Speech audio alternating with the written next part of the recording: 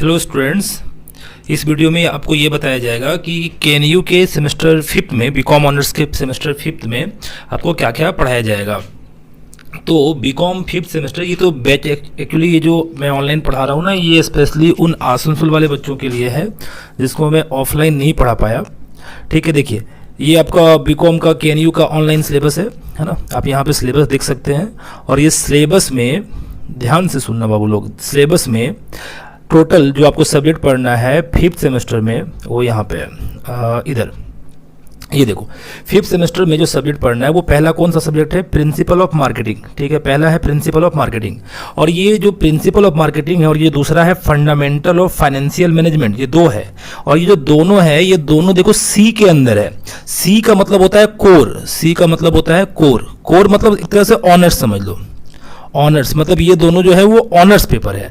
आपका जो percentage count होगा ना ये इसी के मार्क्स के अकॉर्डिंग काउंट होता है। ठीक है, तो प्रिंसिपल ऑफ मार्केटिंग और फंडामेंटल ऑफ फाइनेंशियल मैनेजमेंट, आगे से इसको हम लोग फाइनेंशियल मैनेजमेंट बोला करेंगे, मतलब एफएम बोलेंगे, एफएम।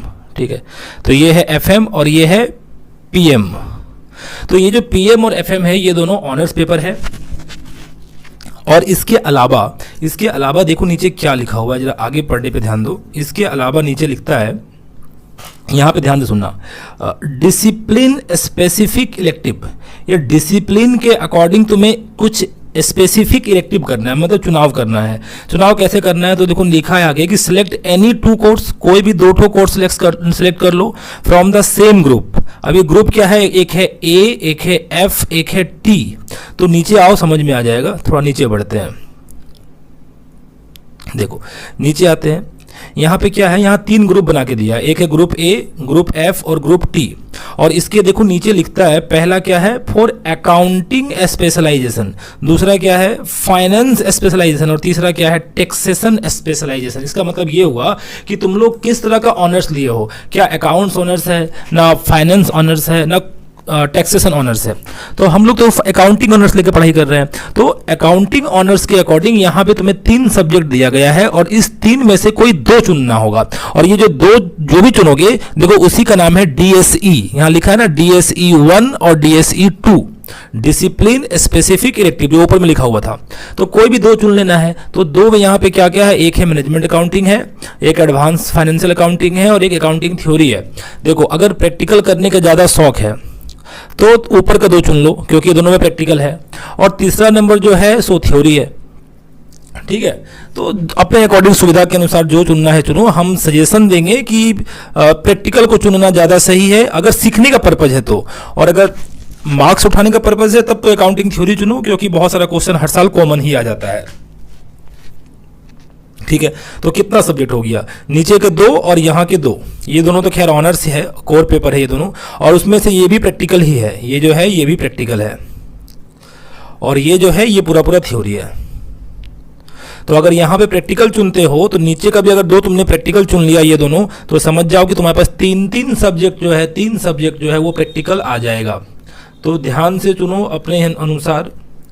हालांकि शायद तुम्हारे कॉलेज में ऐसा भी हो सकता है ना कि इसमें से तीन में से किसी एक के कोई टीचर ना हो और तुम्हें वो तीन में से चुनने का ऑप्शन ही ना दे, कंपलसरी बता दे कि यही सब्जेक्ट लेना पड़ेगा। ऐसा होता है, पिछले साल भी ऐसा हुआ था बीबी कॉलेज में या टीडीबी कॉलेज में, शायद मुझे याद नहीं है। ऐसा ही हुआ था कि इसमें तीन में से चुनने का था ना, तो वहाँ चुनने का ऑप्शन नहीं दिया, सीधा बोल दिया ये दोनों लेना पड़ेगा क्योंकि तीसरा का सब्जेक्ट टीचर ही नहीं है कॉलेज में। तो देखो तुम्हारे कॉलेज में क्या होता है। फिलहाल तो भाई यही फंडा है, यही सब है यहाँ पे। अब हम लोग सब्जेक्ट का अंदर जाके बात करते हैं कि इसमें और क्या क्या पढ़ना है, टॉपिक क्या क्या है। तो नीचे आते हैं थोड़ा,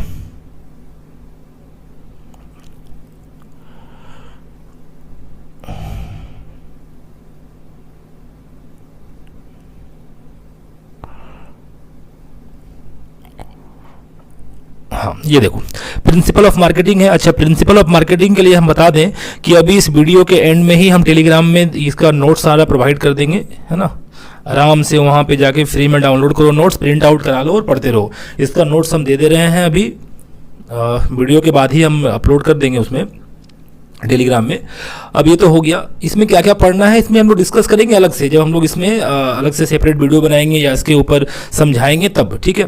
फिलहाल के लिए जान लो क्या क्या है इसमें थोड़ा बहुत। जैसे कि ये चैप्टर किसका है, ये जो सिलेबस है वो है प्रिंसिपल ऑफ मार्केटिंग का, सब्जेक्ट है मार्केटिंग का। मार्केटिंग मतलब क्या होता है, अपने सामान को मार्केट में कैसे आपको सेल करना है। अभी तो एक नैरो टर्म में हम बता रहे हैं, इसमें बहुत कुछ सिखाया जाएगा। जैसे कि आपका मार्केट का इन्वायरमेंट जो है, इन्वायरमेंट को कैसे आप पहचानेंगे, कैसा इन्वायरमेंट है आपके फेवर में है ना अगेंस्ट में है। कंज्यूमर का क्या बिहेवियर है, आपका सामान खरीदना चाहता भी है या नहीं चाहता है। आप कौन से मार्केट को सिलेक्ट करेंगे जहां पे आपका सामान अच्छे से बिकेगा, ठीक है। प्रोडक्ट का आप डिज़ाइन कैसे बनाएंगे। नेक्स्ट क्या है, न्यू प्रोडक्ट का डेवलपमेंट कैसे करेंगे, है ना।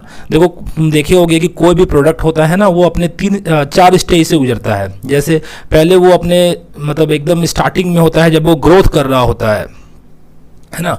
फिर एक टाइम के बाद उसका मैच्योरिटी आता है, एक टाइम के बाद उस प्रोडक्ट का मैच्योरिटी आता है, और फिर मैच्योरिटी आने के बाद जो है सो डिक्लाइन हो जाता है, मतलब प्रोडक्ट का फिर बिक्री कम हो जाता है। सबसे पहले क्या होता है, इंट्रोडक्शन, और हम बोलने भूल गए यहाँ पे, एक होता है इंट्रोडक्शन, फिर होता है ग्रोथ, फिर मैच्योरिटी, फिर डिक्लाइन। ऐसा करके 4 स्टेज होता है। तो ये जो स्टेज वगैरह के बारे में वर्णन किया, देखो यहाँ पे लिखा है ना प्रोडक्ट लाइफ साइकिल, ये लाइफ साइकिल का वर्णन किया है।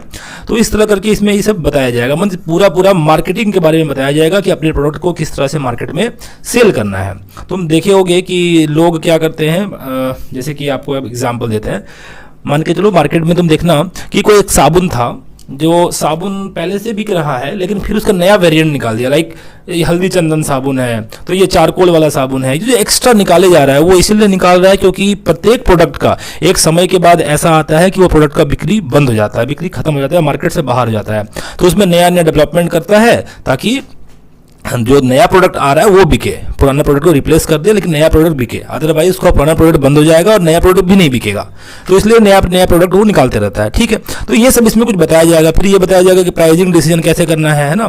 प्रोडक्ट का प्राइस कैसे रखेंगे, ज़्यादा दाम रखें ना कम रखें, कितने तरह का प्राइसिंग डिसीजन हो सकता है। कुछ देखना ऐसा प्रोडक्ट होता है जिसमें ना स्टार्टिंग में ही दाम बहुत रखा जाता है, फिर जैसे जैसे समय बीतता है उसका दाम धीरे धीरे कम कर देते हैं।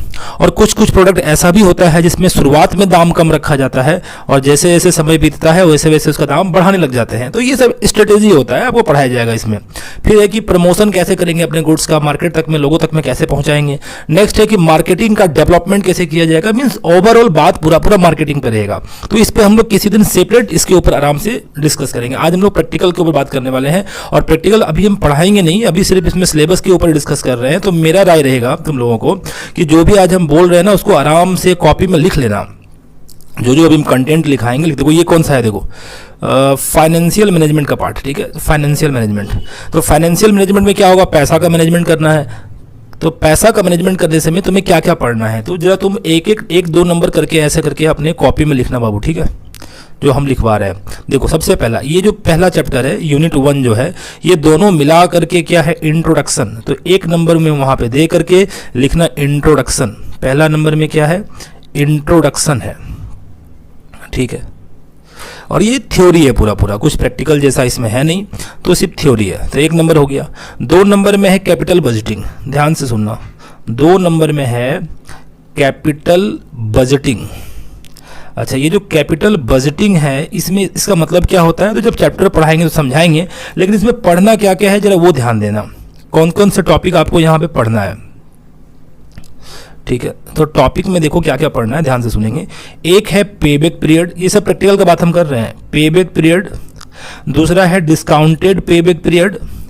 तीसरा क्या है, अकाउंटिंग रेट ऑफ रिटर्न यानी कि ARR। तीसरा है नेट प्रेजेंट वैल्यू यानी कि NPV। फिर है IRR यानी कि इंटरनल रेट ऑफ रिटर्न। और फिर है प्रॉफिटेबिलिटी इंडेक्स यानी कि PI। फिर है कैपिटल रेशनिंग, ठीक है। और इसका देखिए लिखा है डेफिनेशन ओनली, मतलब प्रैक्टिकल जैसा कुछ नहीं है यहाँ पे। और लास्ट में है सोशल कॉस्ट बेनिफिट एनालिसिस, और यहाँ पर भी है कॉन्सेप्ट ओनली, बहुत ज़्यादा डीप में पूछेगा नहीं, कॉन्सेप्ट। तो कुल मिला के 4-5 टॉपिक ही है। तो सबसे पहला क्या है, पेबैक पीरियड, हम यहाँ लिख रहे हैं, आप भी इसे अलग से लिख लें बाबू, बढ़िया रहेगा, ठीक है। सबसे पहला क्या है, सबसे पहला है यहाँ पे 1 नंबर में पेबैक पीरियड, पेबैक पीरियड। दूसरा नंबर में क्या सीखना है, डिस्काउंटेड पेबैक पीरियड, ठीक है। उसके बाद क्या है, उसके बाद accounting rate of return, accounting rate of return, ठीक है, इसको हम लोग ARR बोलेंगे।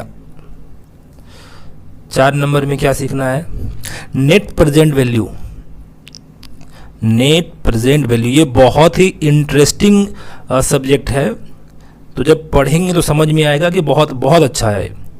5वां नंबर में है internal rate of return, internal rate of return. ये देखो एक ही चैप्टर के भीतर 5 टॉपिक है, ठीक है।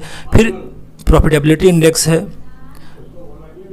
प्रॉफिटेबिलिटी इंडेक्स है ना, प्रॉफिटेबिलिटी इंडेक्स है 5वां नंबर में, प्रॉफिटेबिलिटी इंडेक्स, ठीक है। तो प्रॉफिटेबिलिटी इंडेक्स पढ़ने के बाद बता रहे हैं इसके बाद आपको और क्या पढ़ना है। चलो आगे कंटिन्यू करते हैं। तो इसमें और क्या क्या था देखो, प्रॉफिटेबिलिटी इंडेक्स हो गया, और उसके बाद जो भी बचता है वो सब का सब थ्योरी है, कोई ज़्यादा उसमें इंपॉर्टेंस का उतना है नहीं। नेक्स्ट क्या है, कॉस्ट ऑफ कैपिटल, ठीक है। नेक्स्ट है आपका 3 नंबर में है cost of capital, cost of capital. Again cost of capital जो चैप्टर है उसमें आपको क्या क्या पढ़ना है, तो 2-3 चीज़ इसमें भी प्रैक्टिकल है।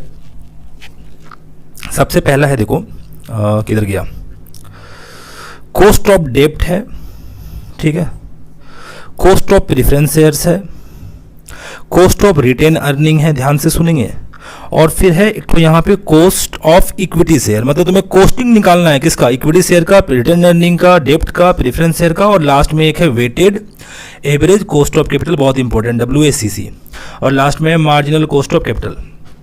हो गया, बोलो इसमें क्या क्या है।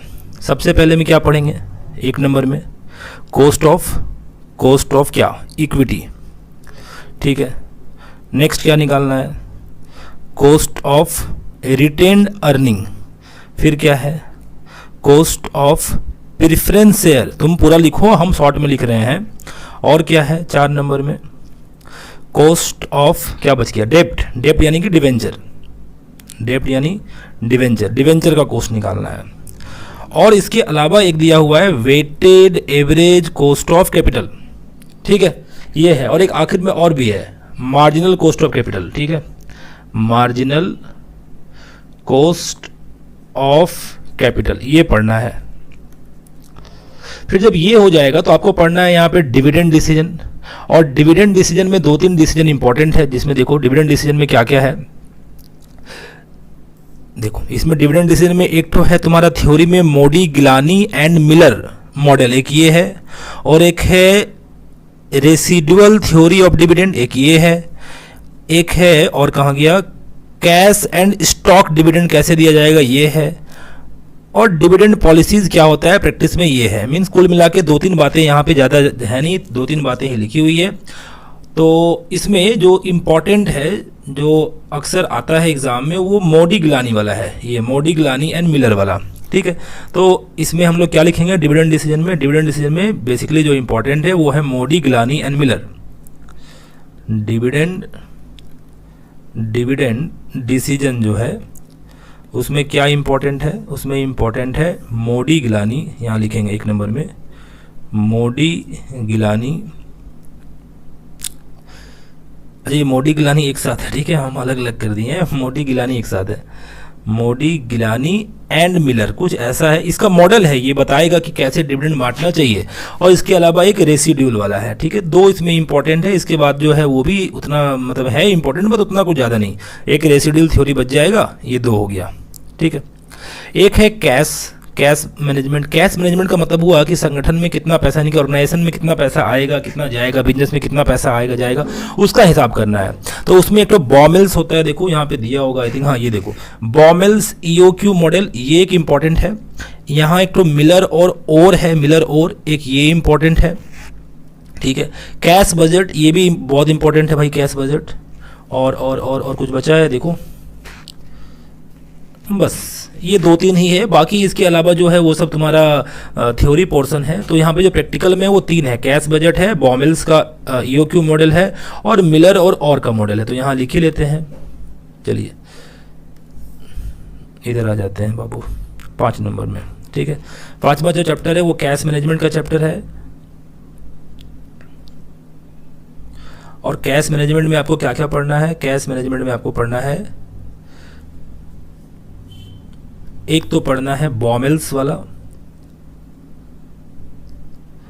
बॉमोल्स EOQ मॉडल, एक ये है। 2 नंबर में आपका मिलर और कैश मॉडल, कैश मैनेजमेंट मतलब ये एक ये है, और एक 3 नंबर में क्या है? 3 नंबर में एक और क्या था? Cash budget. Cash budget most important है, अच्छे से करेंगे, एग्जाम में आता है कैश बजट। हालांकि ये जो कैश बजट है ये आप कभी इसमें भी पढ़ेंगे, मैनेजमेंट अकाउंटिंग में भी पढ़ेंगे, ठीक है। तो ये जो 2 सब्जेक्ट था, आई मीन एक तो हम बताए नहीं अभी आपको, वो तो सिर्फ थ्योरी का पोर्शन था, प्रिंसिपल ऑफ मार्केटिंग, और एक ये जो है FM फाइनेंशियल मैनेजमेंट, ये दोनों ही कोर पेपर है, ये दोनों को अच्छा से पढ़ के जाएंगे। अब देखो इसके अलावा और ये सब जो चैप्टर्स हैं बता दे वापस से, जिसके पास बुक नहीं है उसके लिए, ये सब जो भी चैप्टर है जितना भी है, cost of capital, dividend decision, वो सभी का प्रैक्टिकल क्वेश्चन एंड आंसर हम ग्रुप में भेज देंगे, ठीक है। और ग्रुप कहाँ मिलेगा? वो इन टेलीग्राम का ग्रुप है, टेलीग्राम का ग्रुप ज्वाइन कर लो, लिंक हम डाल देंगे डिस्क्रिप्शन में। नेक्स्ट, ये कौन सा चैप्टर है? देखो चैप्टर नहीं, सब्जेक्ट कौन सा है? Management accounting. तो मैनेजमेंट अकाउंटिंग में क्या क्या पढ़ना है? यहाँ पे आपको जो जो सब्जेक्ट पढ़ना है, अब इसका सीधा सीधा नाम लिखना है, ठीक है। कोई ज़्यादा इसमें डिस्कशन करने ऐसा कुछ नहीं है। एक तो इंट्रोडक्शन है, सिर्फ थ्योरी मिलेगा पढ़ने को। एक है रेशियो। अब रेशियो कितने तरह का होता है? तो रेशियो बहुत तरह का है सर। अब इसमें रेशियो में पहले तो तुमको थ्योरी पढ़ाएगा, एडवांटेज क्या है, लिमिटेशन क्या है, तो रेशियो कितने तरह का होता है वगैरह वगैरह। और इसमें जो इंपॉर्टेंट पार्ट है वो है कि प्रिपरेशन करना है तुम्हें फाइनेंशियल स्टेटमेंट, यानी कि फाइनल अकाउंट बनाना है। फाइनल अकाउंट का मतलब क्या होता है? मतलब फाइनल अकाउंट का मतलब यहाँ पे हो सकता है तुमसे बैलेंस शीट बनाने बोल दे, या फिर प्रॉफिट एंड लॉस अकाउंट बनाने बोल दे, ठीक है। और इसके लिए तुम्हें डाटा भी खुद से निकालना पड़ेगा, मीन्स कुछ तुम वो लोग कुछ डाटा दे देगा, उस डाटा के माध्यम से तुम बैलेंस शीट और प्रॉफिट एंड लॉस अकाउंट का डाटा फाइंड आउट करो, और उसके बाद ये बना के दिखाओ। तो यहाँ पे रेशियो क्या क्या आएगा? जैसे कि लिक्विडिटी रेशियो पढ़ना है, सॉल्वेंसी रेशियो पढ़ना है, प्रॉफिटेबिलिटी रेशियो पढ़ना है ना, मैनेजेरियल इफिशियंसी रेशियो पढ़ना है, और फिर कैपिटल स्ट्रक्चर पढ़ेंगे, कितना तरह का कैपिटल स्ट्रक्चर होता है, तो ये कुछ पढ़ना है। अच्छा, यहाँ जो नेक्स्ट है वो थोड़ा इंपॉर्टेंट है, ये जो वर्किंग कैपिटल मैनेजमेंट है ये इंपॉर्टेंट है आपका, एग्जाम में इससे क्वेश्चन आता ही आता है, लगभग लॉन्ग क्वेश्चन तो इसी से देता है। तो वर्किंग कैपिटल मैनेजमेंट कैसा है? पूरा फॉर्मेट बेस्ड है, हम आपको एक बार फॉर्मेट बना के समझा देंगे, समझ में आ जाएगा। जैसे कि आपको पता होगा वर्किंग कैपिटल मतलब होता है current asset minus current liability, है ना, इसको बोलते हैं वर्किंग कैपिटल। तो वर्किंग कैपिटल, तो यहाँ पे थोड़ा सा इसी को डिटेल में पढ़ना है, थोड़ा बड़ा टॉपिक है, लेंदी है लेकिन अच्छा है, समझने लायक है। फिर क्या पढ़ना है? ये तो बहुत ही आसान है, पहले पढ़ के आए हैं आप लोग, कैश फ्लो स्टेटमेंट। बस यहाँ पे कैश फ्लो स्टेटमेंट के साथ साथ फंड फ्लो स्टेटमेंट भी दे दिया बनाने के लिए, कैश फ्लो स्टेटमेंट के साथ साथ फंड फ्लो स्टेटमेंट भी दे दिया है, ठीक है। और कैश फ्लो स्टेटमेंट जो बनता है, कैश फ्लो स्टेटमेंट कौन सा? अकाउंटिंग स्टैंडर्ड 3 के अकॉर्डिंग बनता है। और अगर इसको हम इंड AS मान लें कि इंड AS क्या होगा, इंडियन अकाउंटिंग स्टैंडर्ड क्या होगा, तो वहाँ पे इंड AS जो है सो 7 है, इंड AS क्या है? 7 है, उसके अकॉर्डिंग बनता है। उसी प्रकार फंड फ्लो स्टेटमेंट आपको पढ़ना है। और फिर यहाँ देखो बजटिंग एंड बजटरी कंट्रोल आ गया। बजट में कैश बजट भी देगा पक्का, ऊपर में पढ़ के आए थे हम लोग। देखो यहाँ पे कैश बजट पढ़ाएगा, क्या क्या बजट पढ़ना है यहाँ पे ध्यान रखो, लिख लो अलग से, है ना, अलग से इसको कॉपी में लिख लो। कैश बजट पढ़ना है, सेल्स बजट पढ़ना है, प्रोडक्शन बजट पढ़ना है, फिक्स बजट पढ़ना है, और फ्लेक्सिबल बजट पढ़ना है, बस इतना ही पढ़ना है। इसके बाद जो ये सब बजट दिया है ना, ये सब जो बजट है, जैसे तुम्हारा जीरो बेस बजट है, कहाँ गया ये देखो, जीरो बेस बजट है या परफॉर्मेंस बजट है या मास्टर बजट है, ये सब का थ्योरी पढ़ना है सिर्फ। आपको प्रैक्टिकल में कितना कितना बजट पढ़ना है बोलो? Cash budget, sales budget, production budget, fix budget और फ्लेक्सिबल बजट। कॉपी में लिखो, भूल जाओगे ऐसे, कॉपी में लिखो, ठीक है। आते हैं उसके बाद एडवांस फाइनेंशियल अकाउंटिंग में। एडवांस फाइनेंशियल अकाउंटिंग में क्या क्या पढ़ना है? एडवांस फाइनेंशियल अकाउंटिंग में एकदम सारी चीज़ें एडवांस है। देखो क्या क्या पढ़ना है। सबसे पहले ब्रांच अकाउंटिंग पढ़ना है, डिपार्टमेंट अकाउंटिंग पढ़ना है। इससे पहले पढ़ाई नहीं हुआ ये तुम लोगों का, तो ये फर्स्ट टाइम तुम लोगों को पढ़ने को मिल रहा है। क्या क्या बोलो? ब्रांच अकाउंटिंग और डिपार्टमेंट अकाउंटिंग। अब ये क्या होता है हम बहुत डिटेल में समझाएंगे, डोंट वरी, जब चैप्टर कराएंगे तो। इसके बाद एक इन्वेस्टमेंट अकाउंटिंग पढ़ना है, एक वॉयज अकाउंटिंग पढ़ना है। वॉयज अकाउंटिंग क्या होता है कि जब कोई समुद्री जहाज जाता है तो उसमें जो किराए से जो कमाई होता है उसका अकाउंटिंग करना है, मीन्स मतलब सिलेबस में है, पढ़ना तो पड़ेगा। और इन्वेस्टमेंट अकाउंटिंग है एक, है ना, इन्वेस्टमेंट अकाउंट, तो इसको पढ़ना है। जैसे जैसे आगे बढ़ेंगे सिलेबस जब पढ़ाएंगे तो उसमें बताया जाएगा। फिर लोकल बॉडीज़ का किस तरह से अकाउंटिंग करते हैं। लोकल बॉडीज़ का मतलब होता है कि पंचायत हो गया, म्यूनसिपैलिटी हो गया, ये सब का अकाउंटिंग किस तरह से होता है, वहाँ पे पैसा कितना आता है, कितना जाता है, इसका अकाउंटिंग कैसे करेंगे। और एक इंश्योरेंस क्लेम है। इंश्योरेंस क्लेम का मतलब होता है कि अगर मेरे गोडाउन वगैरह में आग लग गया तो कितना रुपये का क्लेम करना है हमको इंश्योरेंस कंपनी से, वो सिखाया जाएगा। यहाँ पर भी दो टॉपिक बनता है। एक बनता है कि कितने के स्टॉक लॉस हुआ, कितना का मेरा प्रॉफिट लॉस हुआ, है ना, ये सब भी आपको समझाया जाएगा। उसके बाद एक है टॉपिक रॉयल्टी। रॉयल्टी भी समझना है। रॉयल्टी क्या होता है। रॉयल्टी मतलब किसी का ज़मीन वगैरह अगर हम भाड़ा पर लिए हैं तो वो क्या करता है ना कि हम जितना प्रोडक्शन करेंगे उस ज़मीन पे कुछ भी, उसका एक मिनिमम पैसा चार्ज करता है वो। तो वो जो पैसा चार्ज करता है वो रॉयल्टी कहलाता है, उसको पढ़ना है। और एक ये बहुत अच्छा टॉपिक है सेल्स ऑन अप्रूवल बेसिस, ये भी पढ़ना है। इसका मतलब क्या होता है सेल्स ऑन अप्रूवल बेसिस का मतलब, देखो अभी हम तुमको ना रफली बता रहे हैं, जब ये चैप्टर के अंदर जाएंगे तो हम डिटेल में बता देंगे। सेल्स ऑन अप्रूवल बेसिस का मतलब ये हो गया कि किसी को हम सामान बेचते हैं ना, कभी कभी ऐसा ना दुकान में सामान बिकता है कि भाई आपको 1 महीने के लिए सामान दे दिया गया है, अगर बिकता है तो ठीक है, नहीं बिकता है तो हमको रिटर्न कर दीजिएगा, हम वापस रिटर्न ले लेंगे, नो प्रॉब्लम एट ऑल। उसके लिए आपको कोई पैसा देने की जरूरत नहीं है।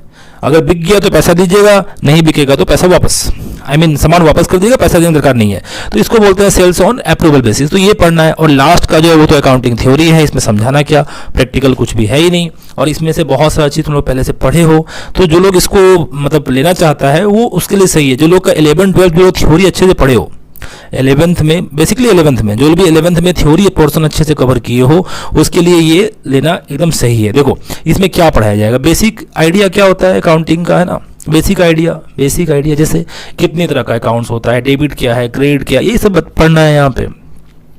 ओके, नेक्स्ट क्या है, देखो एक अकाउंटिंग प्रिंसिपल कितने तरह का होता है, याद करो ये सब 11 में पढ़ाया गया है। जो गैप है, जनरली एक्सेप्टेड अकाउंटिंग प्रिंसिपल 11 में पढ़ाया गया आपको, है ना। और कितने तरह का प्रिंसिपल होता है, जैसे कि money measurement, accounting period, going concern concept, ये सब क्या है, कन्वेंशन क्या होता है ना, कंजर्वेटिज्म का प्रिंसिपल क्या है, अकाउंटिंग कॉन्सेप्ट क्या है, अकाउंटिंग कन्वेंशन क्या है, प्रोप्राइटरी कॉन्सेप्ट क्या होता है, एंटिटी कॉन्सेप्ट क्या है, फंड कॉन्सेप्ट क्या है, ये सब 11 में पढ़ाया गया है। अगर कोई 11 अच्छे से पढ़ा हुआ है तो वो इस सब्जेक्ट को ले सकता है, ठीक है। उसके बाद है अकाउंटिंग इनकम कितना तरह का होता है, इसको कैसे मेजर करना है, यहाँ पे वो सिखाया जाएगा। जैसे तुम लोग पढ़े होगे रिवेन्यू एंड कैपिटल नेचर का होता है खर्चा, कुछ डिफर्ड रिवेन्यू भी होता है, ठीक है। तो ये सब यहाँ पे पढ़ने को मिलेगा। ये सब मतलब पहले का ही है, पढ़ा हुआ ही है ये कहीं ना कहीं।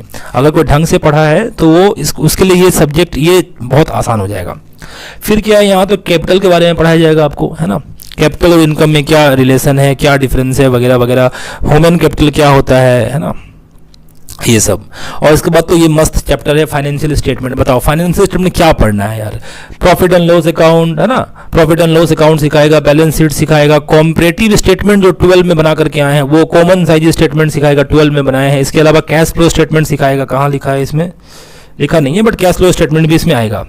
और ये फिर एसेट लायबिलिटी पढ़ना है, कितने तरह का एसेट होता है, कितने तरह का लायबिलिटी है ना, टेंजिबल एसेट क्या है, इंटेंजिबल एसेट क्या है, फिक्स एसेट क्या है, करंट एसेट का वैल्यू कैसे लगाना है, लाइफ स्टॉक क्या होता है, वेस्टिंग एसेट क्या है, ये सब के बारे में मतलब ये पूरा आसान है। अगर कोई अच्छा से थ्योरी पढ़ा हुआ है तो ये बहुत आसान है, ये ले सकता है। तो कुल मिला के यही तुम्हारा 5 सब्जेक्ट है जो तुम्हें अच्छे से तैयारी करना है। याद रखना 5 सब्जेक्ट में क्या क्या है, हालांकि 5 का नहीं, तैयारी 4 का करना है। पहला है प्रिंसिपल ऑफ मार्केटिंग, दूसरा है फंडामेंटल ऑफ फाइनेंशियल मैनेजमेंट, और ये दोनों ही ऑनर्स है, ये दोनों ही क्या है, ऑनर्स है, ठीक है, ये दोनों ही ऑनर्स। उसके बाद क्या है 3 नंबर में एडवांस फाइनेंशियल अकाउंटिंग, 4 नंबर में मैनेजमेंट अकाउंटिंग, और 5 नंबर में क्या है बाबू, अकाउंटिंग थ्योरी। अब ये जो ब्लैक पेन से लिखे हैं ये तीनों में से तुम्हें कोई 2 का सिलेक्शन कर लेना है। तो अगर किसी का अच्छा पढ़ना है, मतलब अगर अच्छा पढ़ा हुआ है 11th में, तो हम तो सजेशन देंगे अकाउंटिंग थ्योरी एक ले लो और एक ले लो एडवांस फाइनेंशियल अकाउंटिंग, ये दोनों मिला के कर लो। और अगर सिर्फ प्रैक्टिकल जानना है तो इन दोनों को ले लो, ठीक है। चलो मिलते हैं अगले क्लास में, फिर कोई नया वीडियो के साथ मिलेंगे और कोई नया चैप्टर के ऊपर बात करेंगे।